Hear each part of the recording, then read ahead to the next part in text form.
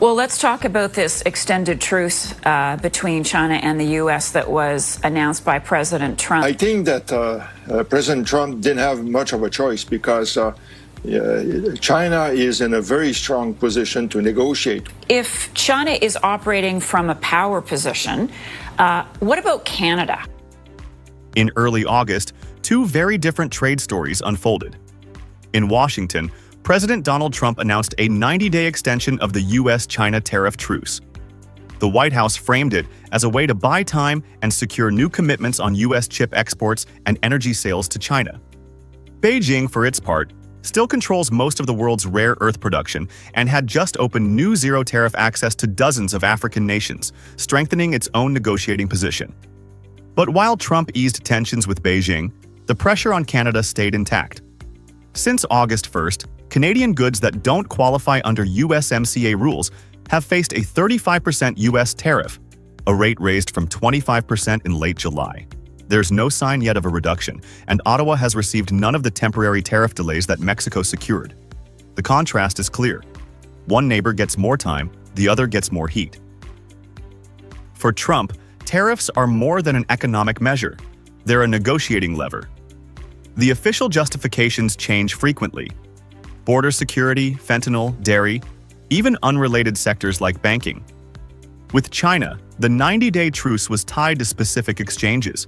More U.S. chips from companies like NVIDIA, more American ethane for Chinese industry, and the understanding that Beijing's dominance in critical minerals gives it leverage. With Canada, the calculus is different. Keeping tariffs high maintains pressure ahead of a possible early USMCA reopening. It limits Ottawa's breathing space and forces Canadian negotiators to consider concessions to avoid further escalation. Trump's track record with other partners, from the EU's capped 15% rates to Switzerland's 39%, shows how he uses these numbers to anchor hard bargaining. We are in a difficult position with the U.S. We're subject now to a tariff of 35%. We have to put in place a very elaborate plan to diversify our exports. Prime Minister Mark Carney has avoided rushing into retaliatory moves, opting for a mix of steady dialogue and visible domestic reinforcement. In July, Ottawa announced over $1 billion Canadian dollars in measures to protect the steel sector, including procurement rules favoring Canadian steel and aluminum, funding to reskill affected workers, and infrastructure investments to stabilize supply. These supports aim to absorb some of the market shock from the U.S. tariffs, which since June 4th have been as high as 50% on U.S. imports of Canadian steel and aluminum. According to the Canadian Steel Producers Association, about 6 to 6.5 million tons of steel lost access to the U.S. market after those measures. The domestic plan opens a 2 to 2.5 million ton opportunity for Canadian producers, a first step in restructuring away from over-reliance on U.S. buyers. Europe is an obvious partner. It has a very mature economy. They're interested in all kinds of goods that we can export. But we will also work with new partners or partners that we have not developed commercial relationship as deep as the U.S. one, including, of course, with Europe and key Asian countries. At the same time, Canada is deepening ties with the European Union. Under the Comprehensive Economic and Trade Agreement, most goods already trade tariff-free, but new talks are focusing on aligning industrial strategy in sectors like steel, aluminum, and critical minerals. With a market of roughly 450 million people and stable regulatory rules, the EU offers a reliable alternative that reduces Canada's exposure to U.S. tariff swings. Trump's strategy is built on speed. Apply tariffs, create immediate discomfort, and extract concessions quickly. Carney's counter is built on endurance. Reinforce domestic industries, diversify export markets, and keep diplomatic channels open until the balance shifts. While over 85% of Canada's exports to the U.S. still move tariff-free under USMCA rules, Ottawa holds cards that are hard for Washington to replace: strategic minerals, integrated auto supply chains, and substantial oil and gas flows. By protecting these advantages and expanding reliable partnerships like the EU, Canada aims to make sure it can withstand U.S. tariff pressure longer than Trump expects. The fight isn't just over rates and exemptions. It's about shaping the trade rules that will define North America for the next decade. And on that front, Canada is determined not to play from behind. We're going to be putting a very large tariff on chips and semiconductors. If you're building in the United States or have committed to build, without question committed to build in the United States, there will be no charge. In the days after August 1st, the trade battle between Washington and its key partners took an unexpected turn. President Donald Trump pushed forward with one of his most aggressive proposals yet: a 100% tariff on imported computer chips and semiconductors. His message was blunt: build in the United States or pay double. This was more than a new trade policy. It was a move that sent tremors through global supply chains, rattled the markets, and left allies like Canada watching closely.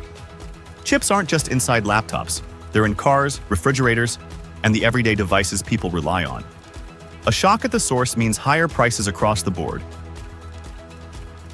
President Trump and Apple CEO Tim Cook just announced a new $100 billion commitment to manufacturing in the U.S. The reality is that Apple invests billions per year already in the U.S., right? And while Cook didn't announce the Made in USA iPhone that Trump maybe wanted, he did flatter Trump by giving him a customized plaque with a 24-karat gold base, of course.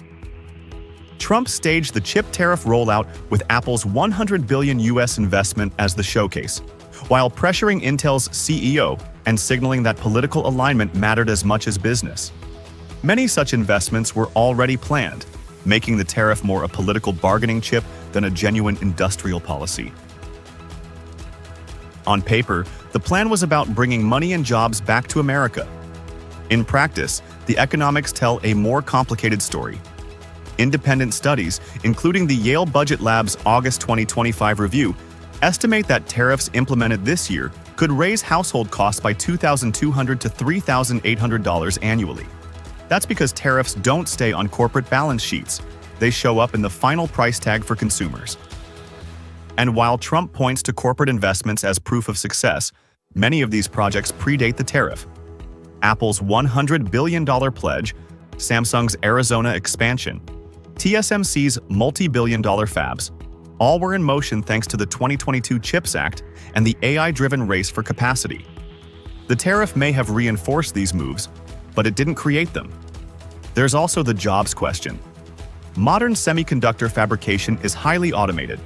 Even with new facilities, the number of direct manufacturing jobs created is limited, and the work often requires specialized skills, narrowing the employment impact.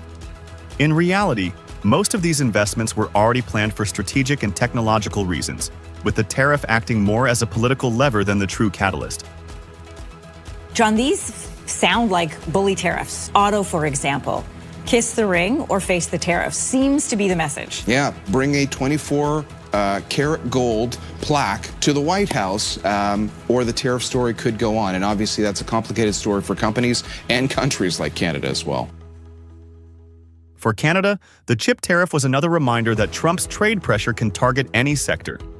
Prime Minister Mark Carney's response has been deliberate.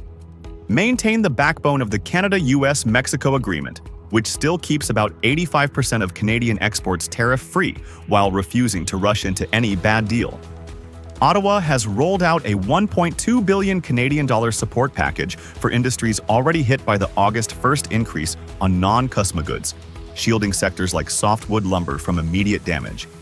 On technology, Canada is deepening partnerships outside the U.S. while staying embedded in North America's semiconductor supply chain. This dual track reduces risk if the U.S. imposes the full 100% chip tariff without broad exemptions. Ontario Premier Doug Ford has warned that Trump could move to reopen CUSMA early, but Canada's united stance has been to prepare, not panic. The strategy is to engage on favorable terms, not from a position of weakness. Or hit that guy back as hard as we possibly can, and that's what we need to do.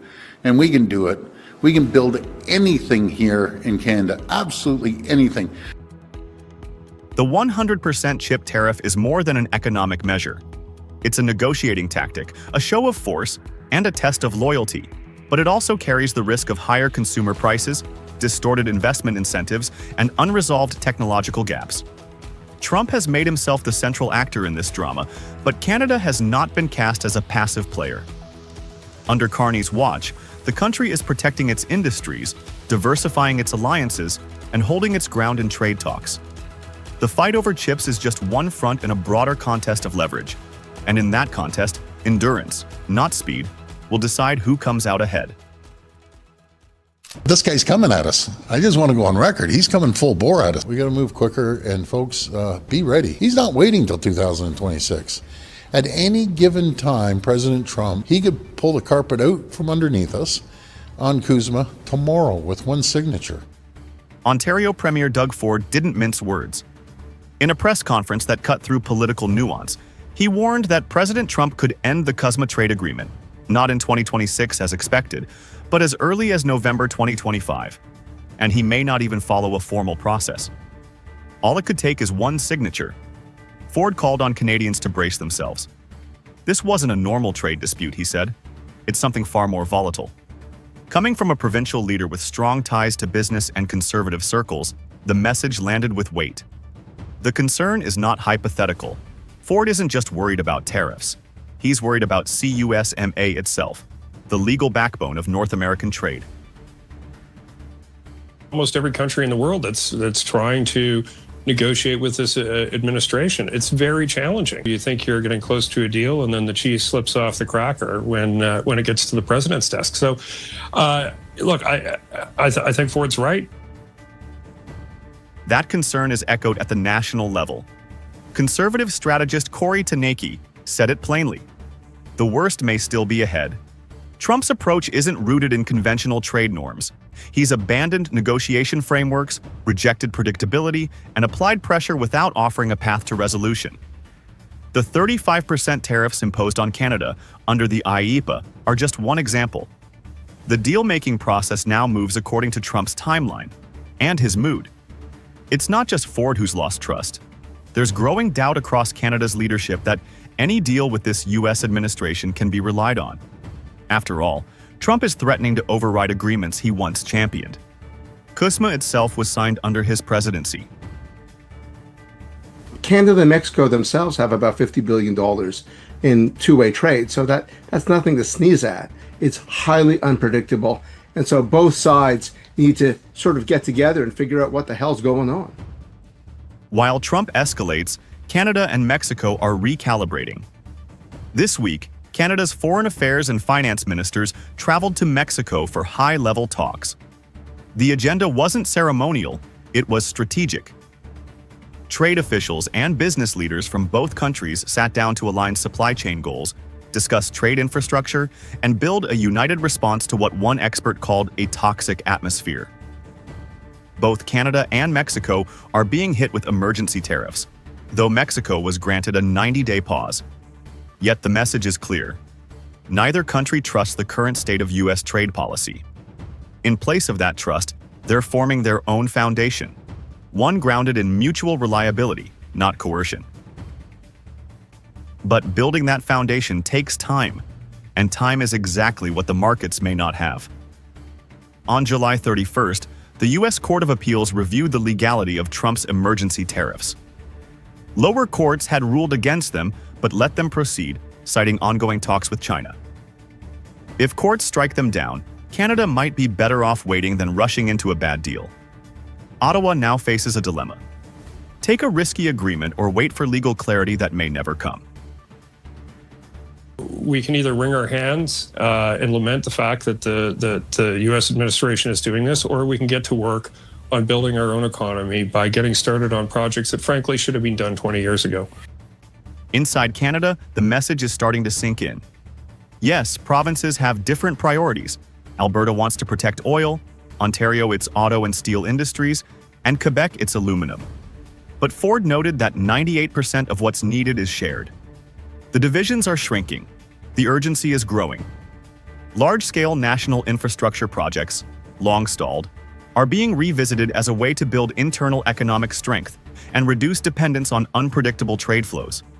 It's not just about defending sectors anymore, it's about defending sovereignty. Trump couldn't force Canada to fold with tariffs. And now, facing a firm but calm Canadian government, he may try something else, dismantling the agreement entirely. Ford's warning was blunt because the stakes are real. Without CUSMA, decades of trade predictability could vanish overnight. Canada and Mexico are no longer reacting, they're preparing.